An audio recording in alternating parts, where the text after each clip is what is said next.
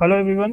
तो हमारा एनालिसिस शुरू करने के पहले ये फ्लोपो बिजनेस न्यूज़लेटर है। इसी न्यूज़लेटर से हम आजकल अपने सारे एनालिसिस करते हैं और बहुत ही हाई क्वालिटी न्यूज़लेटर है।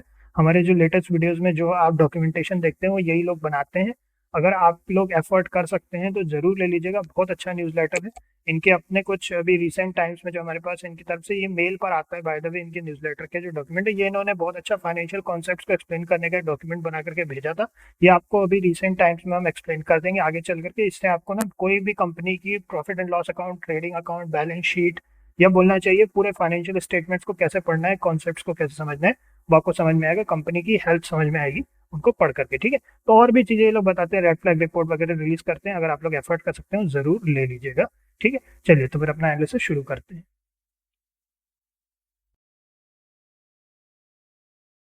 चलिए तो फिर शुरू करते हैं। Southern petrochemicals industries corporation limited, ठीक। तो अब ये जो है ये अभी इस पर्टिकुलर कंपनी की जो अभी स्टॉक प्राइस चल रही है वो अपन इधर देख लेते हैं। 63.61 हमने थोड़ा सा एनालिसिस कर लिया है, अपन वो बाद में डिस्कस कर लेते हैं। तो 63.31 अभी चल रही है प्राइस, और 63.61, और इधर यहाँ पे भी करंट प्राइस एग्जैक्ट ही दिखा रहा है। तो अगर अपन इधर चलें बुक वैल्यू तो 48.4 की है। तो सदर्न पेट्रोकेमिकल्स जो है इंडस्ट्रीज कॉर्पोरेशन लिमिटेड, वो यूरिया और नाइट्रोजेनियस केमिकल फर्टिलाइजर्स को बनाते हैं, है ना। तो इसमें इनके थोड़े से की पॉइंट्स देख लेते हैं अपन। तो organic fertiliser, non edible de oiled cake fertilisers, bio pesticides. तो पेस्टिसाइड्स तो एग्रीकल्चरल प्रोडक्ट्स के मार्केट में है ये, ठीक। चलिए चलते हैं तो फिर अपन देखते हैं इनका मैक्स चार्ट क्या है। तो ये जो मैक्स चार्ट है हमें बता रहा है कि अभी इन्होंने रिसेंटली कुछ समय पहले ही अपना ऑल टाइम हाई कैच किया था, और उसके बाद दो बड़ी पीक्स इन्होंने बनाई हैं। तो अभी देखते हैं, चलिए फाइनेंशियल्स पे चलते हैं। तो पहले बुरी खबर देख लेते हैं कौन में। तो company has delivered poor sales growth of 7.25% over past 5 years। Tax rate seems low, tax rate भी कम है। और प्रोज में देखें तो company is expected to give good quarter, company has delivered good profit growth of 47.4।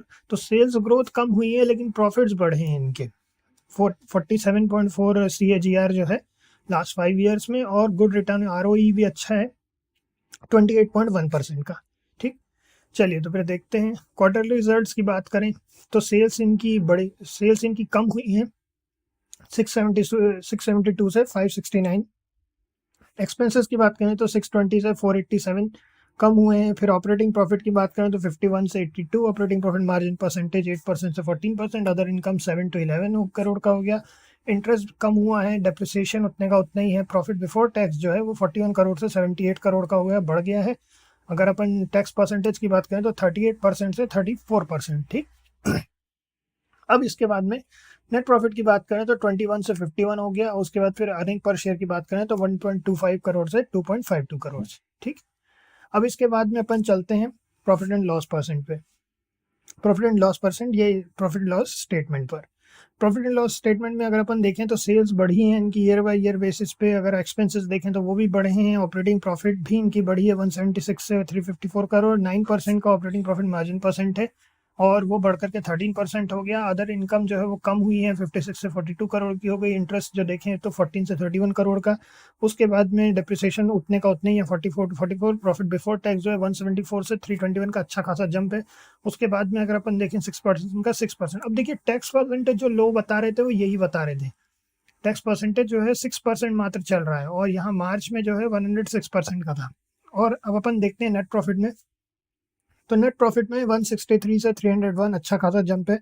Earning per share की बात करें तो 8.02 से 14.77 अर्निंग पर शेयर। और उसके बाद फिर डिविडेंड पे आउट जो है 10% का है। अगर अपन बैलेंस शीट की बात करें वो है 204 का 204, शेयर कैपिटल उतने का उतना ही है।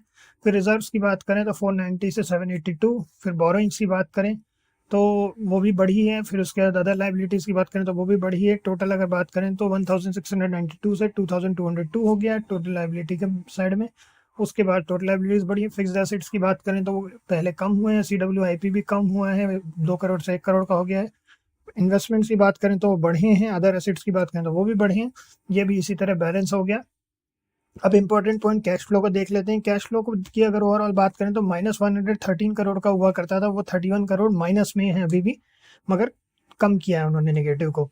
अगर इधर देखें तो -149 करोड़ से -16 करोड़, फिर इसके बाद 189 से 58 करोड़। तो पहले नेगेटिव कैश फ्लो में था पिछले साल, अब इस साल जो है पॉजिटिव 11 करोड़ का कैश फ्लो हुआ है। अब यहाँ पे डेटर डेज की बात करें तो 0 से 1 हो गया, इन्वेंट्री डेज कम हुए हैं, फिर उसके बाद डेज पेएबल हैं वो भी कम हुए हैं, कैश कन्वर्जन साइकिल -12 से -67 बढ़ गया है कैश कन्वर्जन साइकिल जो है। अब अगर अपन देखें नेगेटिव में था और ज़्यादा नेगेटिव में चला गया है ये। अब इसके बाद में देखें तो एक्चुअली में पहले अगर आपको ध्यान से एक चीज़ बता देते हैं, -12 -, तो नेगेटिव में जब अपन देखते हैं तो पहले ज़्यादा था, अब ये कम हो गया है, ठीक है। तो ये है बेसिकली नेगेटिव में अपन बात कर रहे हैं ना, इसलिए। अब वर्किंग कैपिटल की बात करें तो -6 से +41 हो गया। आरओसी की बात करें तो 23% से 30%। फिर अब शेयर होल्डिंग पैटर्न, अब देखिए इसमें इन्होंने क्या किया, share holding pattern is not available for this company. तो हमने क्या किया, थोड़ा सा रिसर्च करके देखा कि ट्रेंड लाइन के अंदर आपको मिल जाएगा शेयर होल्डिंग पैटर्न इनका। तो शेयर होल्डिंग पैटर्न की बात करें तो इनका 53.4% प्रमोटर होल्डिंग है और उसके बाद में इंस्टीट्यूशनल होल्डिंग्स है। तो अगर अपन इनकी थोड़ी सी देखें यहाँ पे तो अपने को ये बता रहा है कि वही 52.8% की होल्डिंग है, प्लस कुछ भी नहीं है, लॉक कुछ भी नहीं है, ठीक है। तो प्रमोटर्स का ऐसा है। FIIs की बात करें तो इन्होंने कम की। अच्छा चलिए अपन एक काम करते हैं, इधर ये 2023 53.4% यहाँ पर है, जो जून मार्च जून, ठीक। तो यहाँ पे अपन देख सकते हैं 53.4%। FIIs ने अपना कम किया है। DIIs की बात करें तो उतने का नहीं है। पब्लिक की बात करें तो 44% का बचा हुआ। तो इस तरीके से अदर्स का 0-0, ठीक। तो अब ये जो है इस तरीके से हमें पूरी इंफॉर्मेशन यहाँ पे मिल गई। अब चलते हैं, चलिए वापस यहीं, और अब अपन इनके चार्ट को स्टडी कर लेते हैं थोड़ा सा। जो एनालिसिस हमने किया है थोड़ा सा वो आप लोगों के साथ शेयर कर देते हैं। तो फिर देखिए अभी ये इसने डेली टाइम फ्रेम पे एक ट्रेंड लाइन थी जिसको इसने ब्रेक कर दिया। एटलीस्ट हमने जो ट्रेंड लाइन ड्रॉ की थी उसको इन्होंने ब्रेक कर दिया है और काफ़ी समय से ब्रेक हो चुकी है। तो अभी ये अपसाइड ट्रेंड बनाना इसके लिए थोड़ा सा समय लग सकता है इसमें। तो अगर हम अपसाइड एंट्री अगर हम हमारे लिए प्लान करें तो एटलीस्ट हम वेट करेंगे 66.31 रुपीज़ का, एटलीस्ट 66.31 का।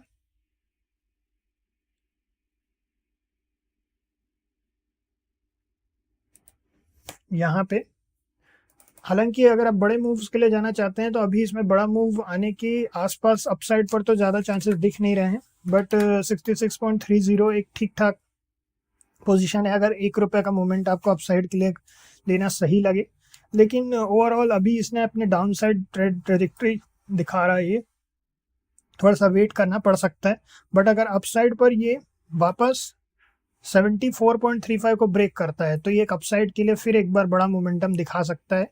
और चूंकि इसने 2 बार इस पीक को यहाँ पे टच करके वापस आया है तो हम ये मान सकते हैं कि एक बार और यहाँ तक जाने की कोशिश करे।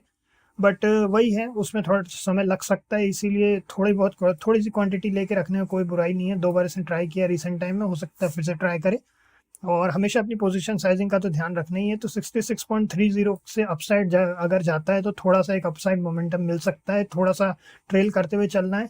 और अगर बढ़िया अच्छे मोमेंटम की बात करें तो वो 74.35 के बाद ही एक अपसाइड मोमेंटम थोड़ा अच्छा देखने की चांसेस हैं।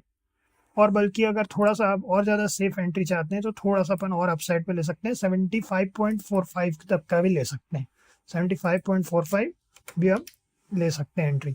बाकी ऐसा लग रहा है कि ये कुछ समय बाद एक बार अगर फिर से ट्राई करता है तो अच्छा अपसाइड मोमेंटम देखने मिल सकता है, ठीक।